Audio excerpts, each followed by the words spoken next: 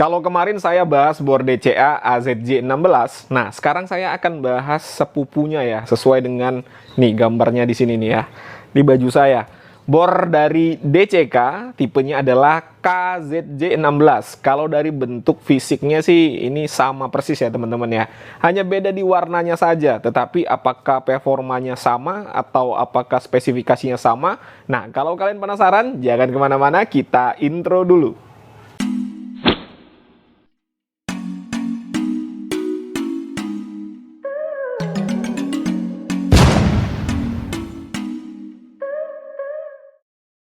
Halo, assalamualaikum, jumpa lagi dengan saya Putra. Kali ini kita akan membahas sebuah bor dari brand DCK. Kalau kemarin dari DCA, sekarang DCK. Untuk tipenya adalah KZJ16 ya. Yang ini tipenya bedanya hanya satu huruf di depan. Harganya adalah 500 ribuan juga. Link pembeliannya saya sertakan pada kolom deskripsi. Untuk kemasan produk ini mirip-mirip ya dengan DCA, hanya beda warnanya saja. Untuk keterangan spesifikasi dan juga untuk fitur-fitur ada di sini. Nanti kita akan bahas secara terperinci. Oke, langsung saja kita unboxing.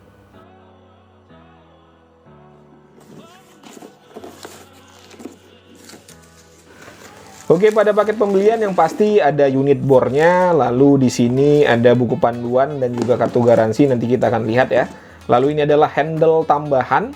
Berikutnya di sini adalah indikator kedalaman pengeboran ya. Pada kemasan plastiknya ini juga kita mendapatkan karbon brush cadangan ya, ada sepasang di sini.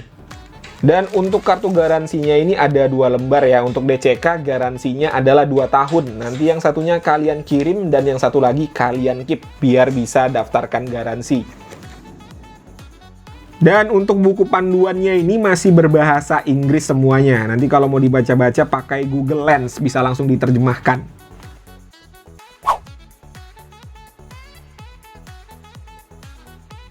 Untuk build quality yang pertama di sini adalah indikator kedalaman pengeboran ya. Ini berbahan logam teman-teman, dari metal bukan plastik. Dan untuk DCA kemarin ini kita juga mendapatkan ya, tetapi kemarin itu waktu di unboxing dia nyelip teman-teman, jadi nggak kelihatan.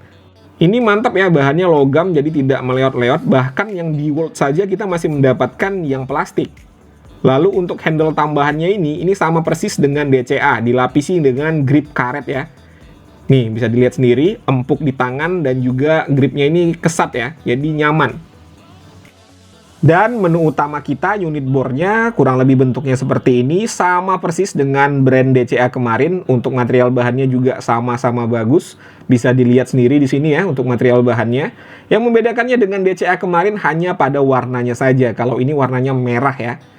Untuk tingkat kerapihannya juga mantap. Lalu untuk mereknya ini juga di emboss DCK di sini, bukan tempelan ya.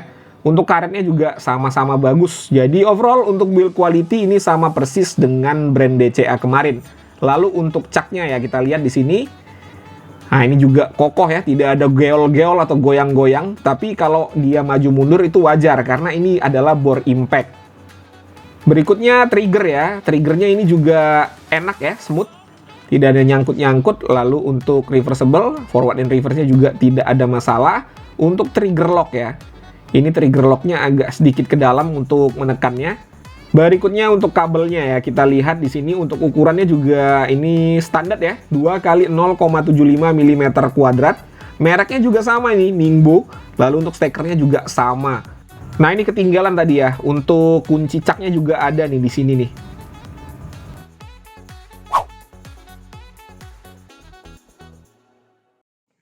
Untuk fitur yang pertama di sini kita mendapatkan handle tambahan yang juga sudah quick release ya, tinggal diputar-putar saja untuk melonggarkan dan juga mengeratkannya. Dan untuk handle tambahannya ini dia juga berfungsi sebagai ini nih ya, tempat untuk indikator kedalaman pengeboran. Jadi ini sejalan ya teman-teman ya, atau linier. Pada saat kita mengencangkan handle tambahan, otomatis dia akan mengunci indikator kedalaman pengeborannya ini. Pada saat kita longgarkan, dia akan longgar juga. Jadi dia sejalan ya. Fitur berikutnya di sini ada mode selektor. Jadi ada 2 mode pengeboran, mengebor biasa dan mengebor dengan hammer impact. Lalu untuk caknya ini dikunci masih menggunakan kunci cak biasa ya. Berikutnya di sini ada forward and reverse atau putaran kanan dan putaran kiri, lalu ada pengaturan kecepatan atau variable speed yang terletak pada triggernya ini. Ini dia, pengaturannya ada di sini ya. Dan terakhir ada trigger lock. Untuk trigger locknya mekanismenya sama ya dengan trigger lock pada umumnya. Untuk mengunci tinggal ditekan seperti ini, dan untuk melepaskannya atau merilisnya tinggal tekan triggernya. Dan terakhir kita juga dilengkapi untuk tempat meletakkan kunci cak.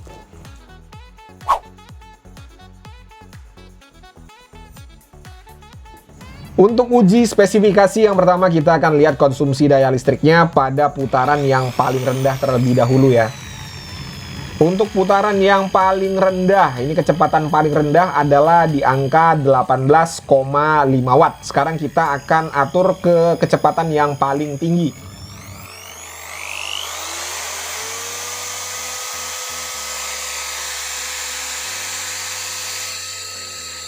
Pada kecepatan yang paling tinggi di angka 317 watt. Selanjutnya tes RPM pada kecepatan yang paling rendah terlebih dahulu.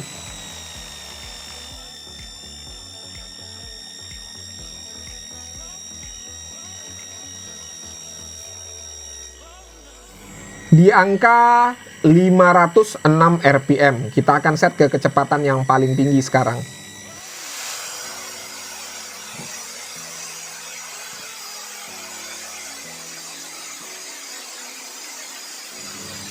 Mantap ya, di angka 3322 RPM. Untuk tingkat kebisingan ini akan saya set pada kecepatan yang paling tinggi.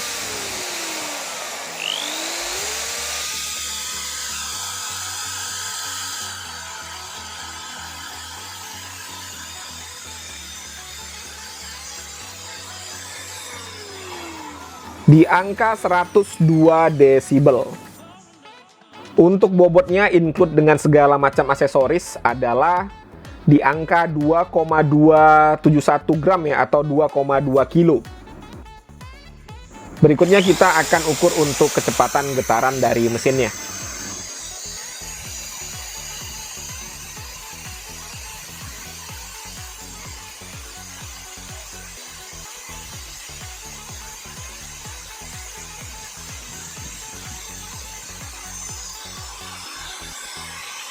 Kecepatan getaran pada RPM paling tinggi adalah 1,1 mm per second. Untuk panjang kabelnya, di sini saya akan ukur menggunakan patokan 50 cm ya, seperti biasa. 50, 100, 150, 200, 250, 270 cm. Untuk dimensinya ya sekarang ya, untuk panjangnya adalah di angka 27 cm, lalu untuk tingginya ini di angka 20 cm.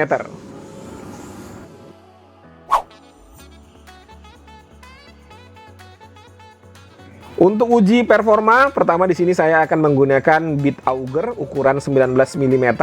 Medianya adalah kayu mahoni dengan ketebalan 15 cm.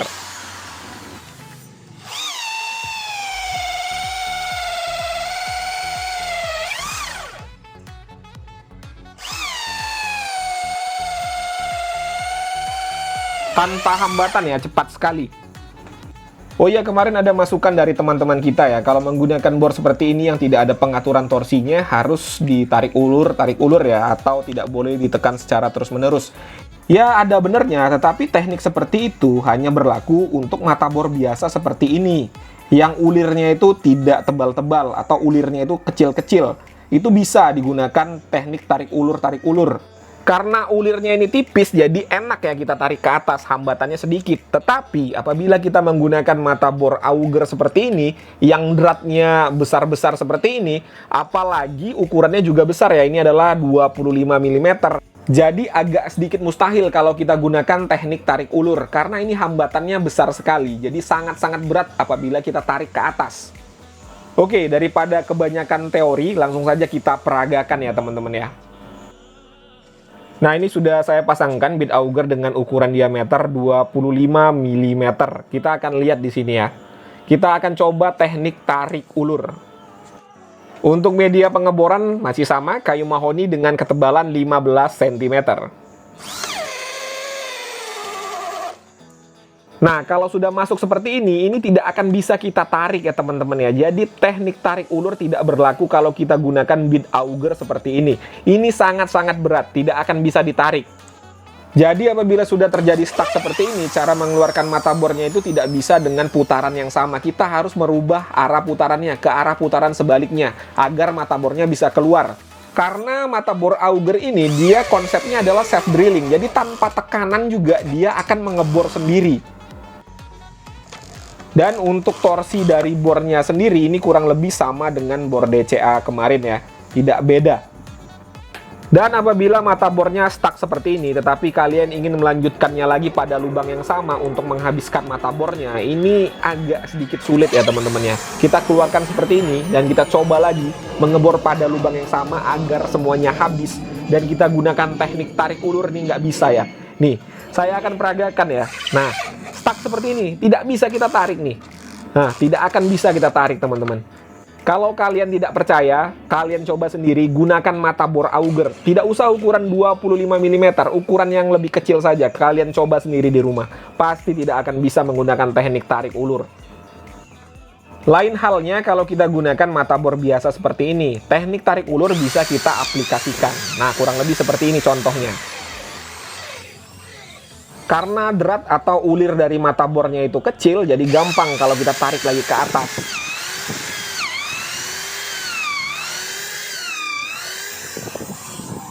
Ya kurang lebih seperti itu ya penjelasan saya mengenai teknik mengebor. Ya penjelasan dari pemula ya teman-teman ya. Kalau ada yang ingin ditambahkan silakan ditambahkan.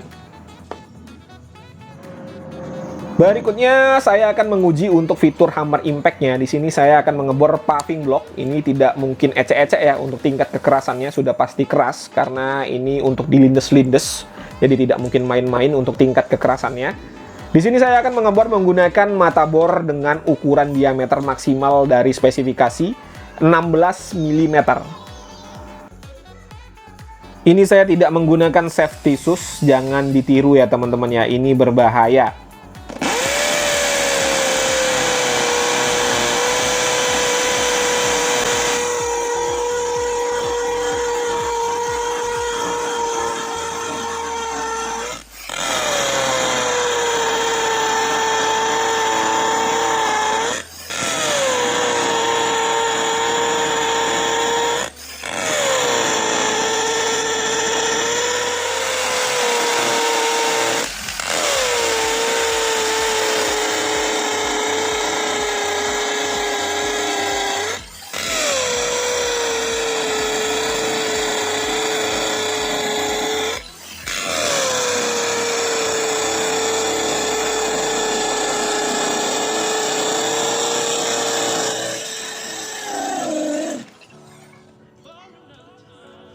Untuk pukulan impactnya ini juga gahar ya, nggak main-main. Harga 500 ribuan dengan performa seperti ini mantap sekali teman-teman.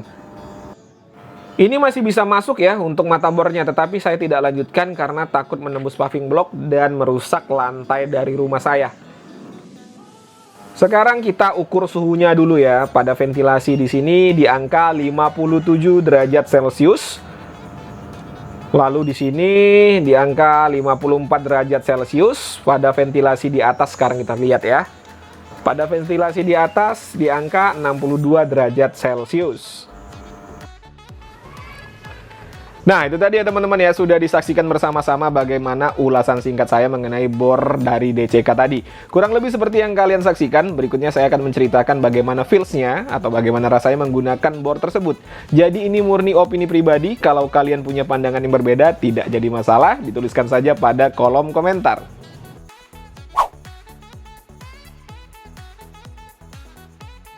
Oke, pada intinya bor dari DCK ini sama saja ya dengan bor DCA yang kemarin sudah kita ulas. Perbedaannya hanya di warnanya. Kalau ini warnanya merah, kalau DCA kemarin warnanya hijau toska. Selain itu sama semua teman-teman. Mau build quality, fitur, spesifikasi, bahkan performa sama. Untuk spesifikasi tadi memang untuk RPM-nya agak sedikit berbeda tetapi tidak terlalu signifikan, jadi saya anggap sama. Dan satu lagi yang menjadi pembeda di antara DCK dan DCA adalah layanan purna jual. Jadi untuk layanan garansi dan servis, DCA dan DCK itu berbeda karena didistribusikan oleh perusahaan yang berbeda. Jadi pastinya sudah berbeda ya. Dan untuk spare part saya pastikan sama semua ya teman-teman ya. Jadi kita bisa pakai armaturnya dari DCA, bisa pakai armatur dari Dongcheng ya, atau armatur dari DCK, itu sama semua. Jadi tinggal kalian saja ya yang menentukan mana yang lebih worth it buat kalian, mana yang lebih kalian sukai ya, apakah warna merah ataukah warna hijau, itu terserah kalian. Ini sesuai dengan selera. Selain itu semuanya sama ya, jadi intinya sama. Oke teman-teman ya, begitu saja yang mungkin bisa saya sampaikan. Seperti biasa, kalau kalian punya pertanyaan bisa dituliskan pada kolom komentar. Kalau ada kritik dan saran juga tidak jadi masalah. Jumpa lagi pada konten-konten saya berikutnya. Assalamualaikum warahmatullahi wabarakatuh. Sama semua.